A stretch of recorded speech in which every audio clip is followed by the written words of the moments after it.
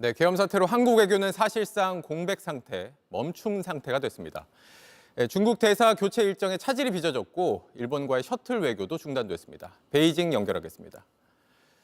이도성 특파원, 최근 무비자 조치 등으로 순풍이 불어오나 했는데 한중 관계 어려움이 생길 수밖에 없겠죠?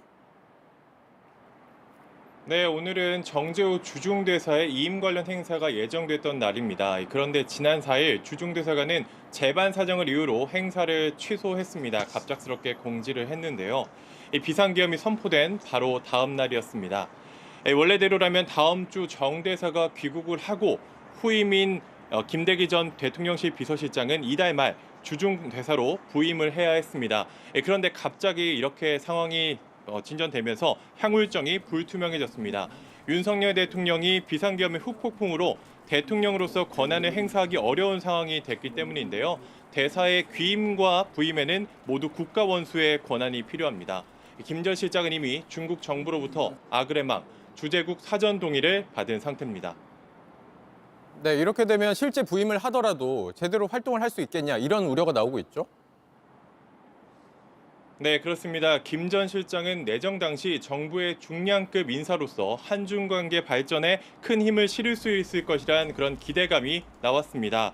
하지만 이제 탄핵 정국 향방에 따라 부임 자체가 무산될 수 있는 그런 가능성도 흘러나오고 있습니다. 한 중국 매체는 계엄령 사태로 한국 외교 정책의 일관성에도 의문부호가 붙는다면서 점차 회복 중이던 한중 관계에도 영향을 미칠 것이라고 보도했습니다.